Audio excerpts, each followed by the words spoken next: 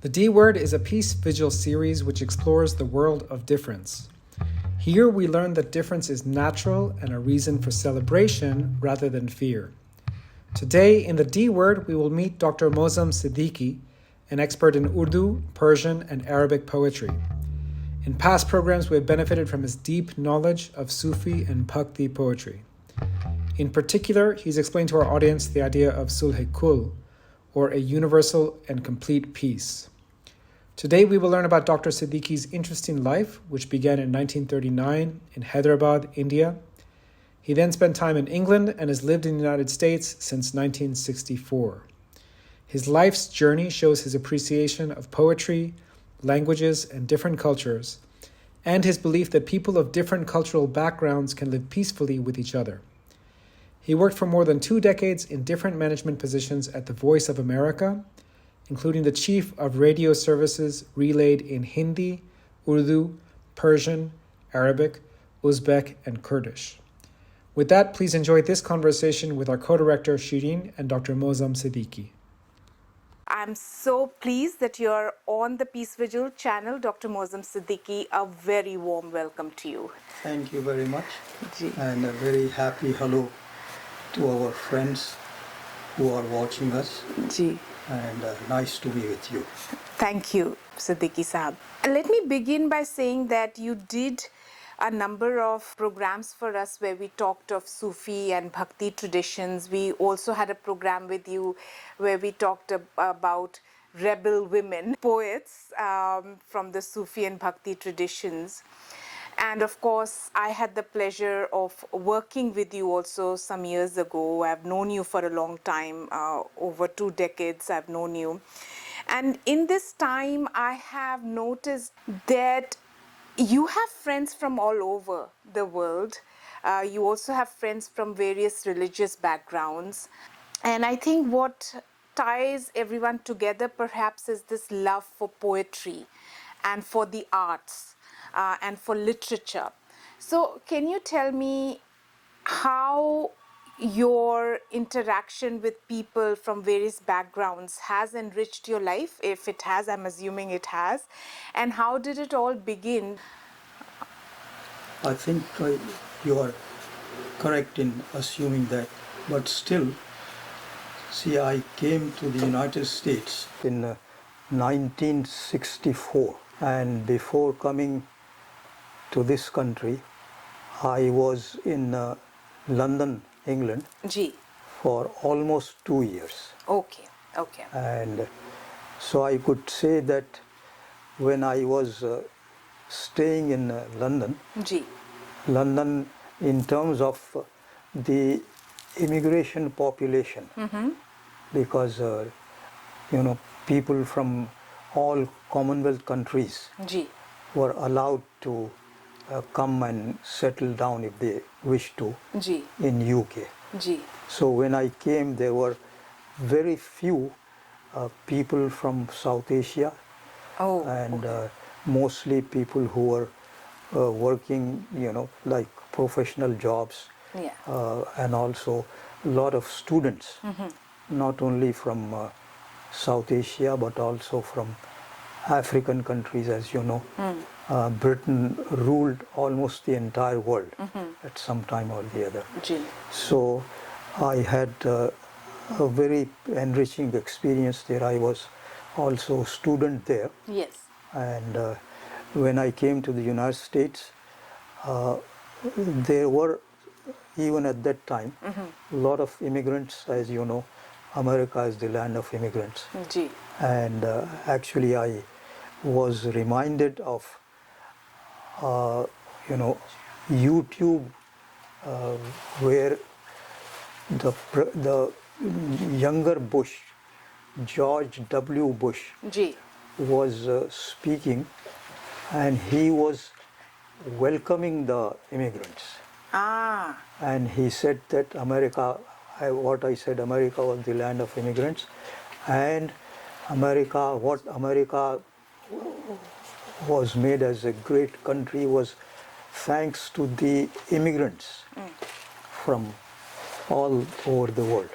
And he was welcoming the immigrants from Central Mexico and Central and South Asian, South American countries. So it was such a pleasant, change experience. to hear George W. Bush talk about immigrants, and what a dramatic, change when President Trump, came to power. And where he wanted to build a wall. Right, build a wall. And I was told that I think there are a few states like Texas and one more state who have Republican governors, and they are continuing to build the wall. Build the wall.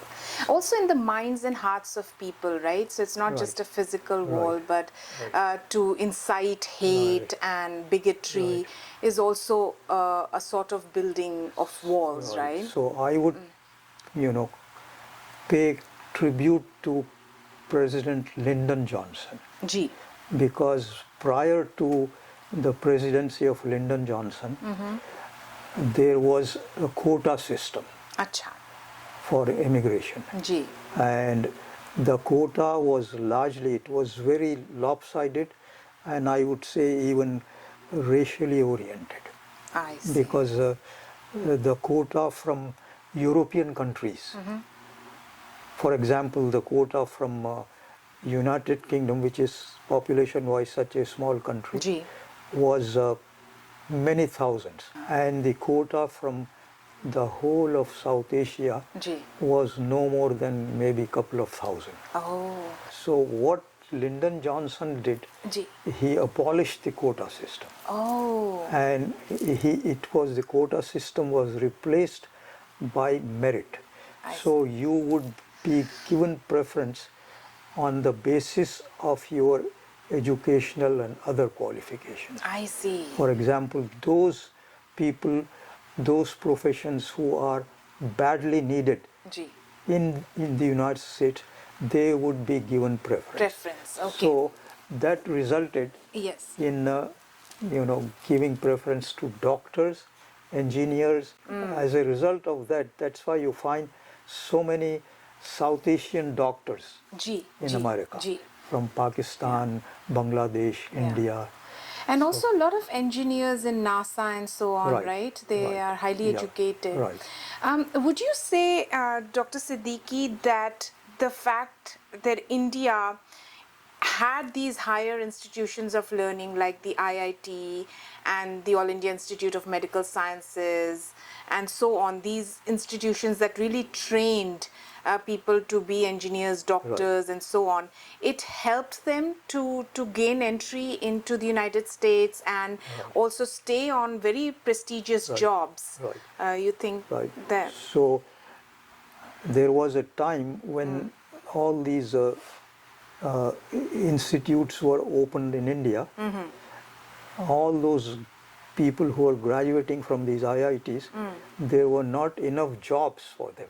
That's why they had to come abroad, and a lot of them came to the United States. And that's the reason why you have so many. And South Asian doctors had a very good reputation in America. Okay. So, Dr. Siddiqui, since we are talking about a long journey here, I would like you to tell us a little bit more about your time in India. What is your year of birth? 1939. 1939. So you were already at that age where I think you must have registered that this is different, like 1947, something different has happened. So tell us a little bit about that. And I know that you were born in Hyderabad. So please tell us. So since I was born in Hyderabad, so the tragic events of partition, where more than 1 million people died and all that, since Hyderabad is more than 1,000 miles from Delhi, south, so we had no idea. We just heard what was happening and all that.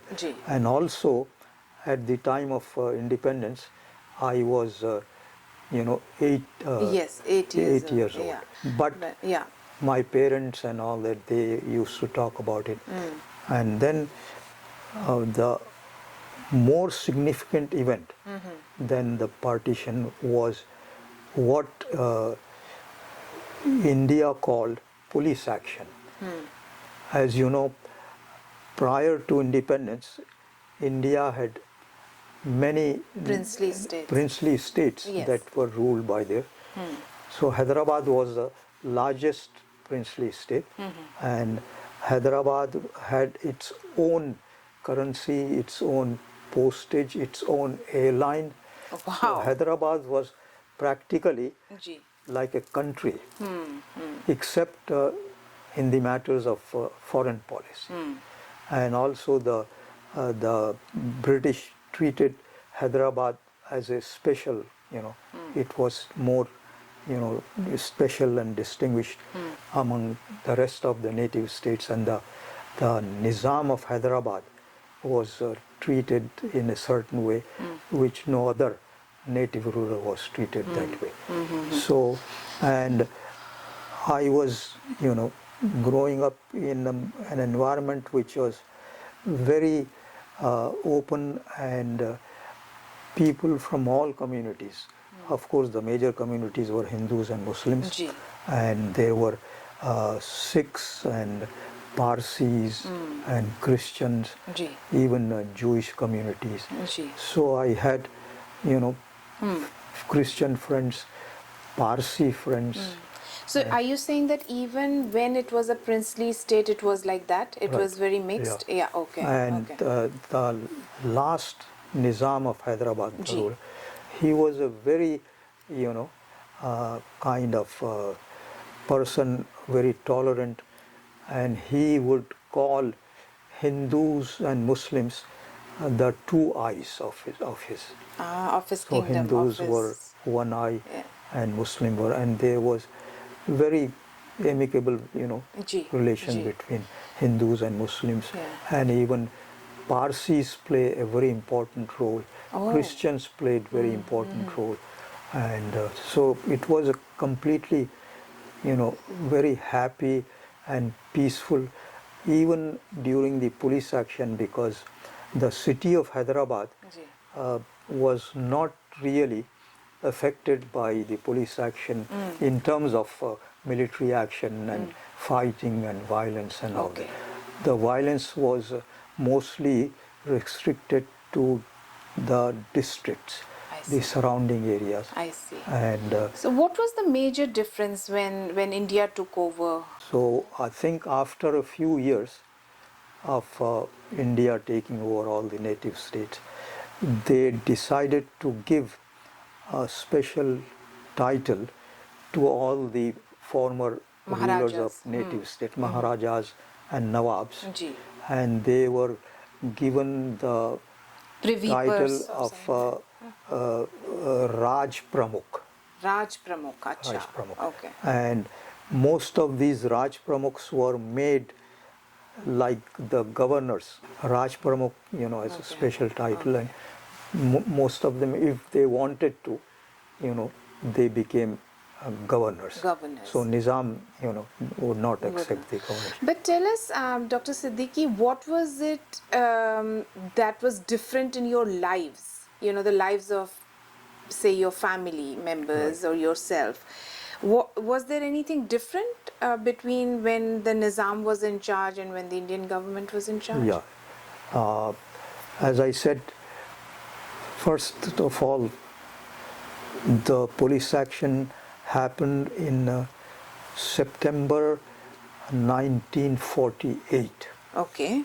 So it coincided with the passing of Muhammad Ali Jinnah, the leader of Pakistan, and some people say that it was arranged in such a way that it coincided with the death of Muhammad Ali Jinnah. Oh.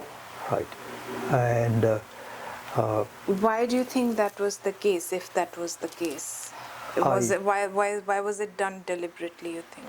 there are all kinds of theories. Okay. And since I was Very too little, young, yeah. and so my parents, and their friends, would be talking about about these events. I see. And I was just, as I said, 9 years old. Yes. And I was shocked in the sense that our world was not the same, at least for the ensuing couple of, 3 years, because everything was different. Of course, the friends and school and everything was the same, but, it had a very deep impact on our psyche. And I'm talking from the point of view of us, the children growing up and all that. And so what was the impact, if you could elaborate a bit? Yeah, the impact was we felt that up until now we were independent, and now we have been occupied by India. And this was a bigger thing for you, or the biggest thing at that time, because as you were saying earlier, that violence of partition did not impact you. You didn't experience it or see it in Hyderabad. I mean, there was violence in Hyderabad too, but the city did not feel. But actually, in some of the districts, there were a lot of killings, and according to a special report, a commission was set up. It was called the Sundarlal Commission, and the Sundarlal Commission report says that about some 200,000 Muslims were killed in those those riots, and or in that violence. Right, because there were, during the days preceding the police action, there was a very stupid and idiotic leader of the Muslims of Hyderabad. I see. And there was a special political party called the Ittihadul Muslimin. Acha. Ittihadul Muslimin. Okay. And the founder of that organization was a very, nice person, very, a person with high morals and ideas. After his death, the person who replaced him, his name was Qasim Rizvi, who was from one of the Marathi-speaking districts. I see. Because the state of Hyderabad was trilingual, rather quadrilingual if you also include Urdu. So there were districts, the north western districts, they were Marathi speaking. So closer those to Maharashtra. Exactly. And yes, yeah. So the major city of that area was Aurangabad. They were majority Marathi speaking people. Then the south and southeast areas were Kannada speak. Yes. So they were Karnataka. And then the bulk of the area was Telugu speaking. So it was Telangana. Which is now a separate state, Right. of course. So later on in 1956, when India was divided on the basis of languages. Rather, I shouldn't say divided, but states were demarcated on the basis of language. For example, the area where Marathi was the language, so that whole area was Maharashtra. Likewise, Karnataka, Tamil Nadu. And so then there were areas, for example, Tamil Nadu, before it became Tamil Nadu, was in the British time was Madras Presidency. And Maharashtra we say now, but in those days it was Bombay Presidency. Yes. So like Bombay Presidency, Maharashtra, Tamil Nadu was Madras Presidency, and Tamil was the language of the majority, but there were minority languages like Kannadi and Telugu. I see. So the Kannadi speaking areas went to Karnataka. Telugu speaking areas, by that time, there were also some areas, I think essentially from Tamil Nadu, they were Telugu speaking. So those areas and Telangana They came to They Andhra became Pradesh. Andhra Pradesh. Ji, ji. Right. So what kind of schooling did you have, Dr. Siddiqui? Was it an English Yeah. medium So school that you went to here? First I went to primary school. So Okay. it was the method of education was based on Montessori. Okay. Then I went to, high school. Ji. And then after high school, there used to be, which was abolished later on, after matriculation, there were 4 years of college. I see. Then you got your bachelor's degree. So when I matriculated, we had a choice either to attend the first 2 years of college were called intermediate Acha. or FA, Faculty of Arts or something, Okay. FA. So the first 2 years, either you could attend Osmania University, or there were colleges under Osmania University, they were called intermediate colleges. So like the community colleges here, जी जी जी जी जी क्योंकि community college में जी you do 2 years हाँ. and after that you join the college after 2 years. Ji. So similarly, even in Hyderabad and all over India, ji. that was the system. And I think it was after close to when I left India, they abolished intermediate and high school was converted Extended to into 12 grades. yes, yeah. And और फिर college होता फिर था उसके college. बाद तो doctor Siddiqui मैं ये जानना चाह रही हूँ कि जब आप पढ़ते थे तो क्या काफ़ी ऐसे स्कूल्स थे जिनकी क्रिश्चियन मैनेजमेंट थी क्या आप ऐसे स्कूल में गए जहाँ पे there were Christians private schools. हाँ जी जी And they were all opened by missionaries missionaries. जी तो आप ऐसे स्कूल में गए तो मैं या जितने भी स्कूल होते थे तो उनका जो मॉर्निंग आवर होता था तो असेंबली और उसमें जी तो जैसे हम जब प्राइमरी स्कूल में थे जी तो वो हैदराबाद का ज़माना था जी तो निज़ाम वाज द किंग जी तो निज़ाम had because he was also a very accomplished poet, so he had composed something like a national tarana, ji and that tarana was in his own praise. अच्छा अच्छा अच्छा So- और वो क्या दक्कनी उर्दू में था होता Then it था was नहीं in standard Urdu. Standard So Urdu में था अच्छा I still remember it. Please सुनाए. ता अबद खालिक आलम ये रियासत रखे तुझको उस्मा बसद जलाल सलामत रखे.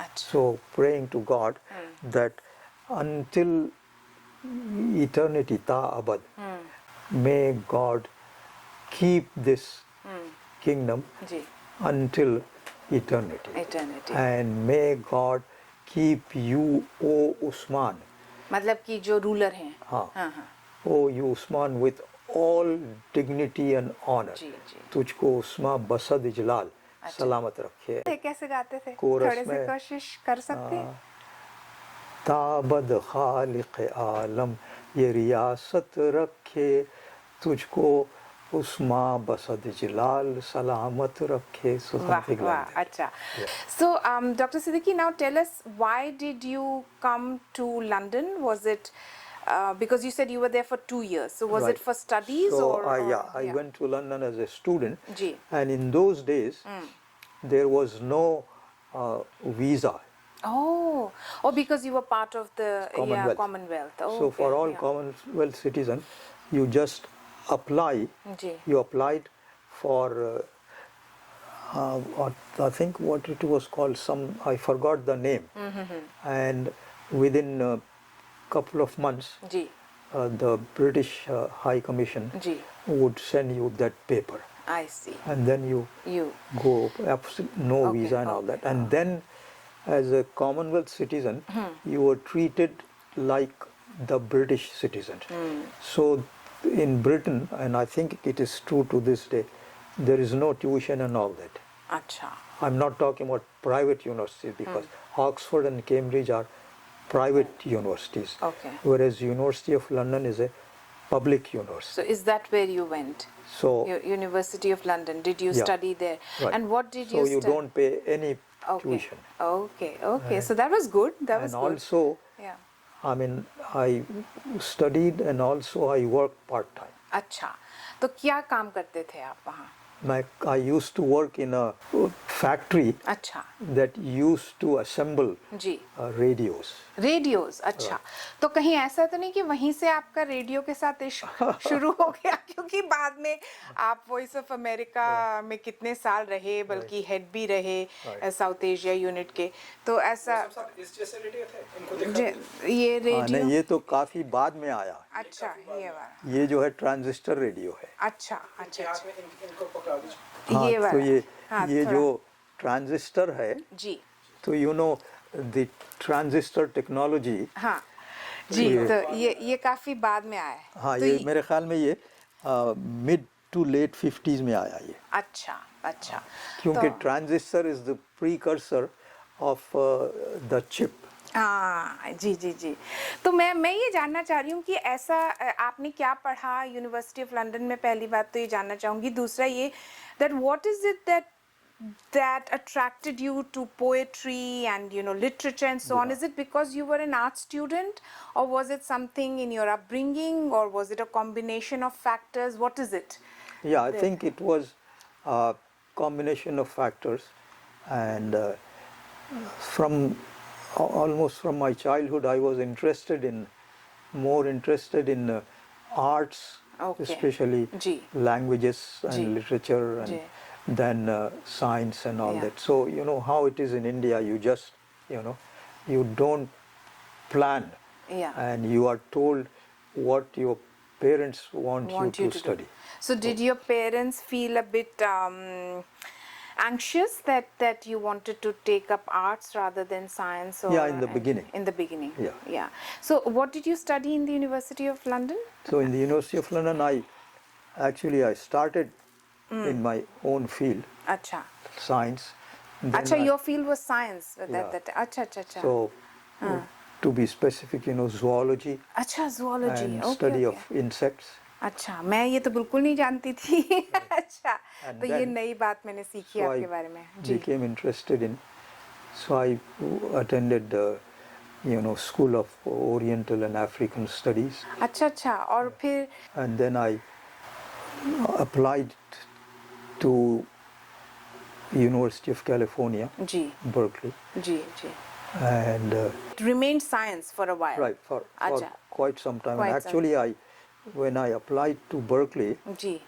it was as a science student. अच्छा. क्योंकि मैंने आपका देखा कि जो आपकी थीसिस है वो तो एक शायर पर है, बिल्कुल. तो इसलिए मैंने I didn't So, yeah. yeah. I was admitted in the master's program in entomology, the study of insects. I see. And in America, contrary to Britain, in Britain, all public schools were free. So in America, since I was a foreigner on F visa, so I had to pay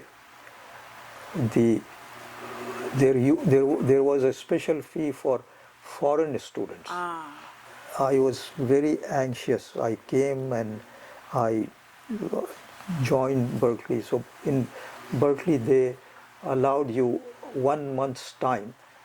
You can register. So I registered, and then there was a period of 1 month in which to pay my tuition fee, which was, I think, in those days, $2,500 or something. Oh, and So that was a princely sum, I guess, So in I those was days. kind of, Yeah. very anxious how I'm How going will to you pay that? Yeah. pay and- G. But I always had, some sixth sense was telling me that, everything is going हो to be- जाएगा. So I, before coming to Berkeley, I took the plane from Britain, Icelandic Airlines.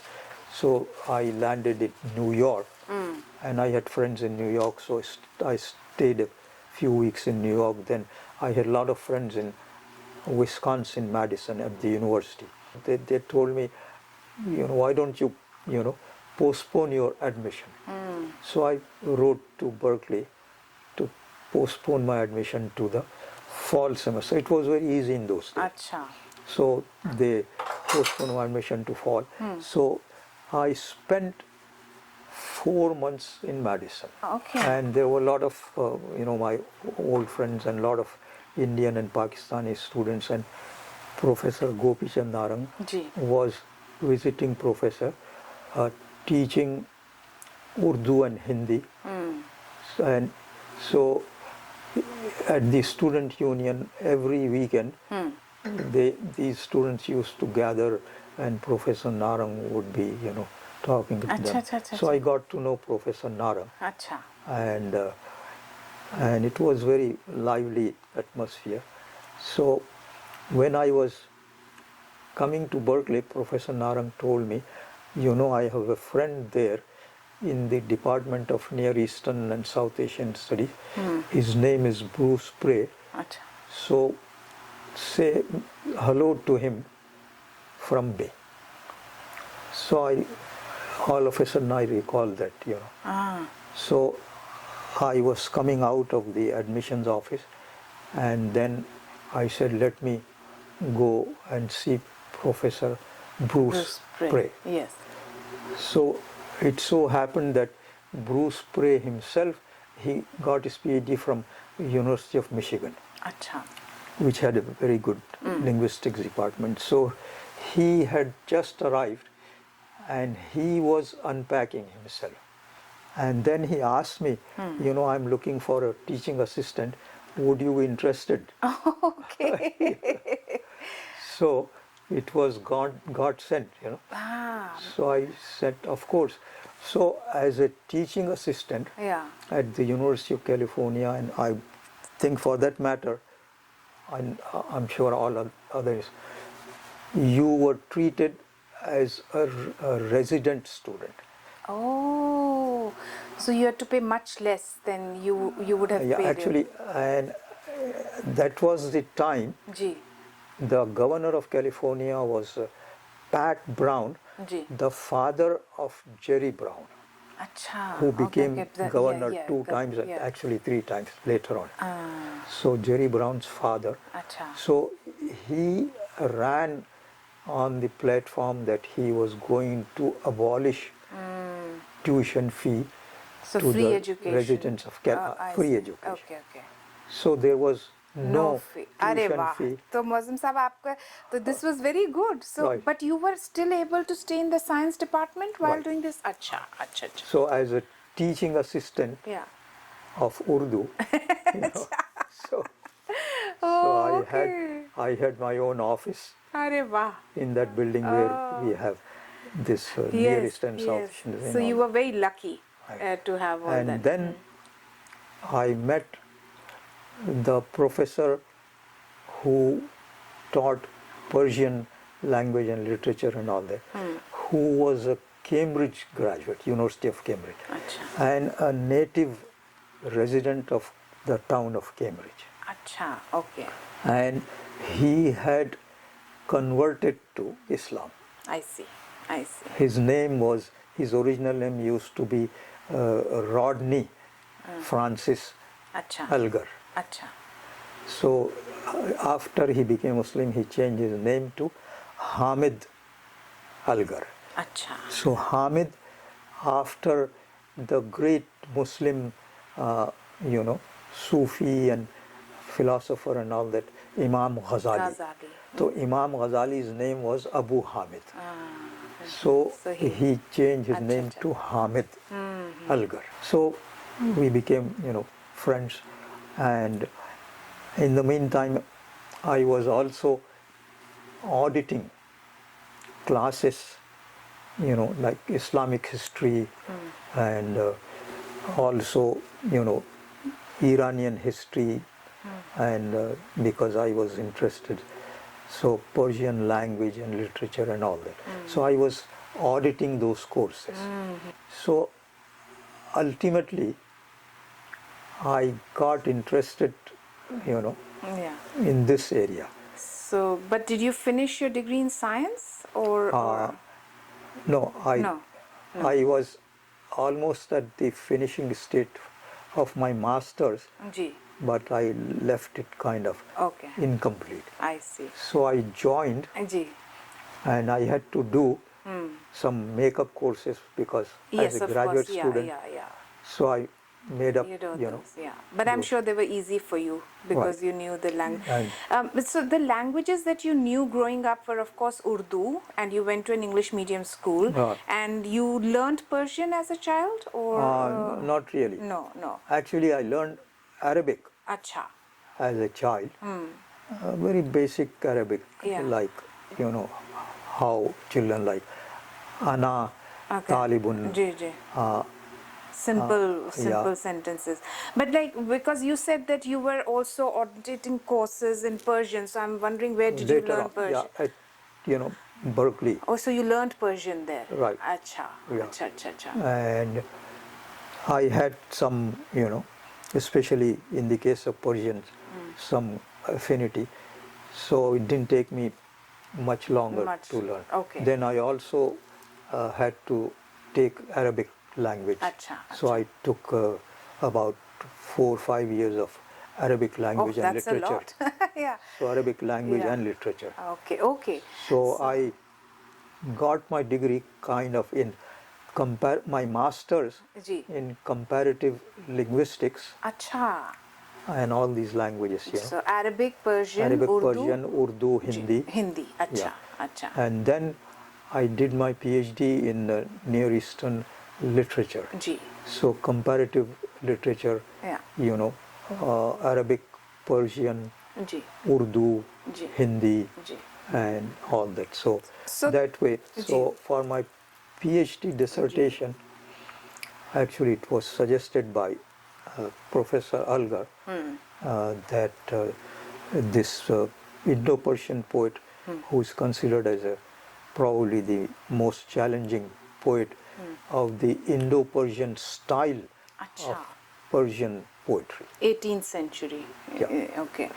तो उनके बारे में थोड़ा बताएं हमें. So Bedil was a unique personality because he combined within himself the Sufi as well as the Bhakti tradition. अच्छा. So जैसे कोई एग्जांपल हमें दें कि कैसे वो see, he was born in Bihar. अच्छा. In Patna. अच्छा. And you know, Patna used to be Patliputra. Patliputra. So he was born near Patna, a small village, and he lost both his parents at a very young age. So his uncle, who was a Qalandar, you know, of Sufi disposition, so he was called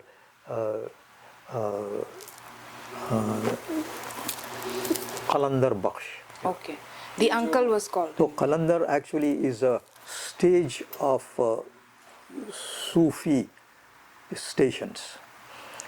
So there are some Sufis who are sober Sufis, and so you have to tread the Sufi path, just like treading any path. So he had reached the Qalandar level. So he was at that high level. Okay. So Bedil was brought up under his care. Acha. And so when Bedil was attending a maktab, and Mirza Qalandar, actually his name was Mirza Qalandar. So Mirza Qalandar came to the maktab and he saw children, you know, playing and, you know, doing, you know, halla gulla. So he immediately withdrew his nephew. He said, ये क्या जगह है, यहाँ पे तो लड़के बजाय पढ़ने के ये कर रहे हैं.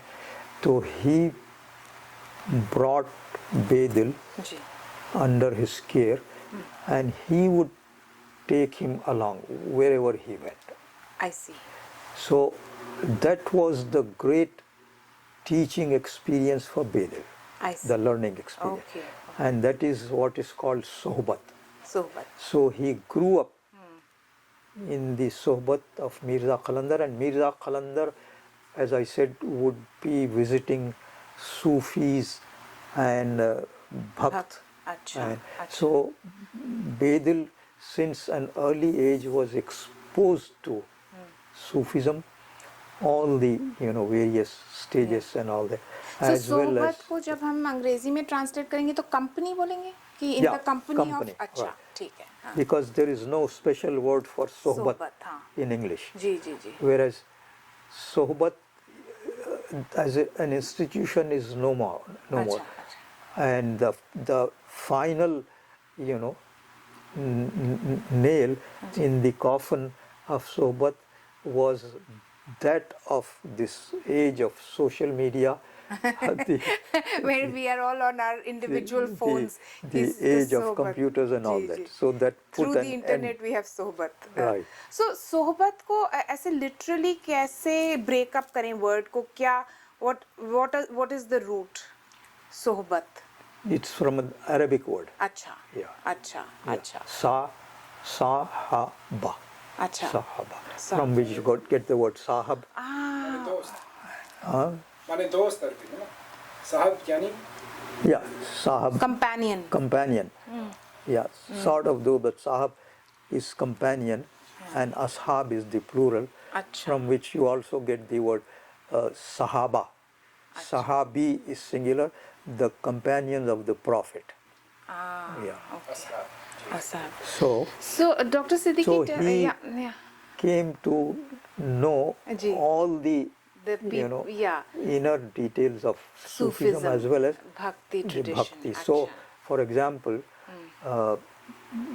in his sohbat, in the company of Mirza Qalandar, and so one day they will be sitting in a company where a great Sufi master will be talking about, for example, in Sufism also there are ecstatic Sufis and sober Sufis. So Bedil was exposed to both. The Naqshbandiya silsila, which is a very sober, and the Qalandars and the Qadiriya and Chishtiya silsilas, which are more kind of, you have Qawwali and all that in these. And likewise in the Bhakti tradition also there are very sober, Bhakti, teachers, and there are some very ecstatic Bhakti teachers. So that kind of exposure he had. And he studied Mahabharat, the Gita, and the Charitmanas by Tulsi, and also Valmiki Ramayana. So Bedil was exposed to these teachings. और बेदिल का क्या मायने हुए? बेदिल के क्या मायने हुए? You know dil. अच्छा, जी दिल. So in Persian, the prefix be means without. जी. वही मैं सोच रही थी कि वो बिना दिल के इंसान जो है. अच्छा. So this is actually again, this is a mystical expression. अच्छा. क्योंकि बिना दिल के अगर कोई इंसान हो तो वो तो negative connotation हो जाएगी. हाँ. Right. But in this case, बिना दिल के, it could translate as heartless. Ji. Yeah. No. This Bedil is one who has lost his heart to the beloved.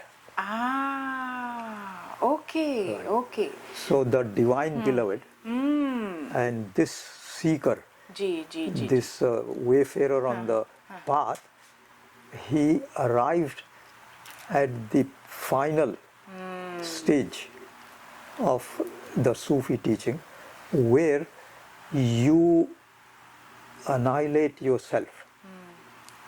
Like a drop is losing itself in the ocean. I see. So Bedil. So Achha.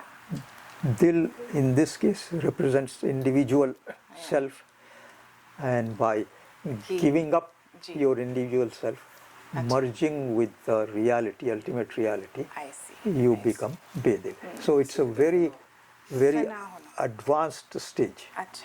And so, Dr. Siddiqui, tell me, this person you wrote your thesis on, as you're saying, had been exposed to both the Sufi and Bhakti traditions. He was, of course, born a Muslim, but in his teachings and in his poetry also, is there influence of both Bhakti and Sufi, or Right. is it? Very heavy. It is. And I see that in your life also, you often quote, or when you teach, I know that you teach poetry, you try to do that, right? Bring poetry from different traditions. And as we entered your home, we saw that you had beautiful peacocks on your garage door. And under that you said, God bless America. And then on the sides, painter of these peacocks is a famous artist from Pakistan who does the truck art. There's I think there's a truck there. Actually, yeah. Yes. He gave me that. Yeah. And you are an Indian Muslim who is also an expert in Sufi and Bhakti poetry. You're really the most knowledgeable person about No, like Hindi, Urdu, Persian, Arabic, so much about poetry and literature. So actually, I consider myself just an ordinary student trying to learn, so much that remains to be learned. True for all of us, but I So think you're being modest by saying that. But what I'm trying to get at is that, it is possible to have a life which is exposed to so many different traditions, languages, religions, even nationalities, and get richer in that experience Very rather true. than thinking of them as very separate Very true. stuff. What do you think makes that possible? Is it something that is just naturally there? Some people are open-minded, some people are not. Or is it more to do with upbringing? Or is it to do with the people you're exposed to on your journey of life? I think all of the above. Acha. But yeah, some people are, predisposed to this kind of, and in other cases, one has to develop, this mindset. And as I said, the way to do that is seek the sohbat. अच्छा तो अच्छे लोगों की सोहबत में रहें आप तो Right. So there is a very famous saying of a great Persian poet Sadi of Shiraz, sohbate saleh tora saleh kunad, sohbate tale tora tale kunad. So the sohbat of the saleh, of the pious people, make you saleh. अच्छा. And the sohbat of the opposite type people makes you, that. It reminds me of that गुनियन सोराखो प्रीत बावरे ओ गुने गुनी संग तर जावे. तो गुणवान के साथ आप रहेंगे तो आप भी जो है आपकी नैया भी पार हो जाएगी. और so Dr. Siddiqui, tell me that whatever is happening in India and in recent years also in the United States, that path that some leaders have tried to take, which is very intolerant, which is not appreciative of diversity, which is hateful and bigoted. What does it mean for you? India right now is probably at its worst ever. Acha. Ever. Even considering partition and all that. Yeah, at its worst. Acha. I'm speaking from the point of view of what we call the idea of India. The idea of India, which, if you read the Upanishads and, the Mahabharata and Gita and all that, I know, granted that there is also a very strong division of the society on the, Brahman, non-Brahman and all the that. Caste but division, despite yes. that, this idea of India, which means culturally and in other aspects, fabric was woven, which kind of fabric of multi, woven out of multiplicity of threads. So it's very syncretic. You can't sometimes even tell what is what. Exactly. Yes, Right. yes. So this syncretism of India Ji. is the very ruh, Nature, the ruh. very spirit of India. Ji. And that has been desecrated, and to such an extent that I am afraid if Modi and this Hindutva regime stay in power, let's say for another decade, then I don't see any hope for India. Okay. And it is really, I mean, I'm so saddened by it. And I feel that, India is no longer my country. And India, to me, I think of India in terms of the past. Acha. It used to be how nice it was.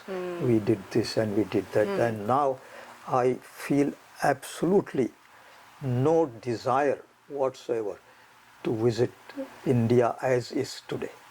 So, Dr. Siddiqui, what do you think has happened? It's obviously we all know there's a manipulation of minds and hearts, using the media. You have been in the media for so long. You know the power of media. That is definitely a huge factor in shaping this support for a very fascist leader, but also fascist organization like the RSS. But do you think there was something in our society, in the Indian society, that predisposes us to this kind of hatred and division, or do you think it's mostly a manipulation? Both, largely a manipulation, but also there was, as I mentioned earlier, the casteism, and also, the British presence in India. The divide and rule, Divide the and whole rule. thing, yeah. And also the events of the partition. Acha. Because Acha. those horrific memories, Yeah. Yeah. Which are now being manipulated. वो जो अभी दिवस बनाया है इन्होंने 14 को. Right. That Right. yeah. Right. So they are basically using that pain Right. for political Right. gain. And also, Yeah. India, prior to the Modi, like 2014, India was among the top countries where the freedom of press, Yes, existed. yes. And now India is rated In the bottom. in the bottom. No. So tell us, Dr. Siddiqui, this is, I think we should spend a little time on this. Yeah. You being an expert in the field of media, you being part of the Voice of America, and not just in any capacity, but as the head of the South Asia unit, and you had Hindi and Urdu both under you there. Actually, I had Hindi, Urdu, Persian, Arabic, Uzbek, and also Kurdish. Oh, okay. So I was, I had two, like one position I had was the South Asia? North Africa, Near East, and Acha. South Asia division. Acha. And afterwards, there was another division.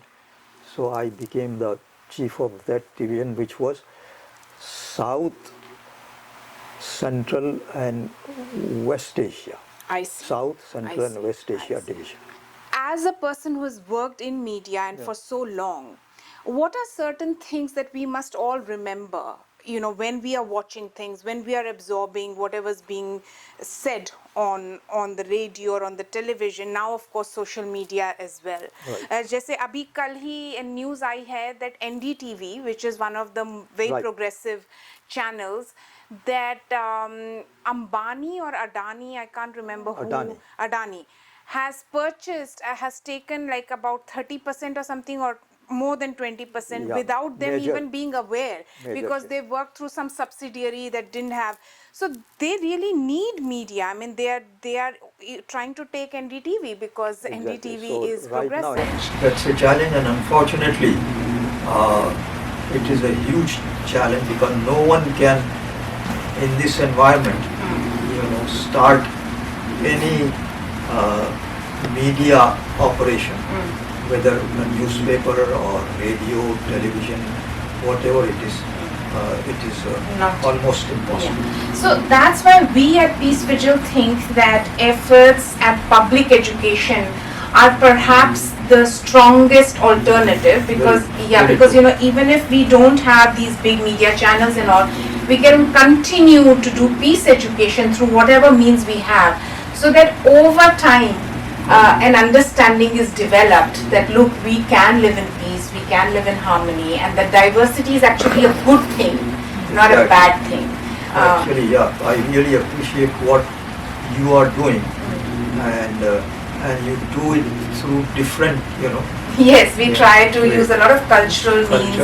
And for also, example, I still remember, even when you were here and working with me, you were involved in just the street theatre. So street theatre is a very effective and strong medium of communication. तो सिद्दीकी साहब, हालांकि situation is Grimm, but हम उम्मीद की किरण लेके आगे बढ़ने में विश्वास रखते हैं, और ख़ास तौर से जो हमारे यंगस्टर्स हैं वो बहुत कुछ कर रहे हैं अपने मुल्कों में और दुनिया के लिए.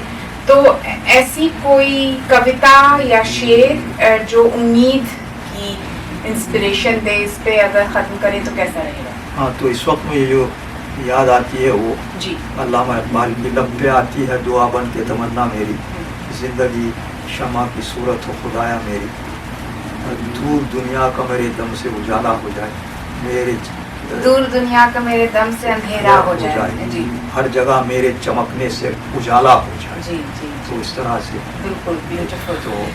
तो आपसे बात करके कितना कुछ हमें जानने को मिला, और हमें यही आशा रहेगी that in the future also we keep getting your knowledge through our programs. I know that we don't live in the same city, but internet is great that way. We can record programs, and we will continue to learn from you in the future as well. Thank you so much, Dr. Siddiqui, for talking with us. Thank you.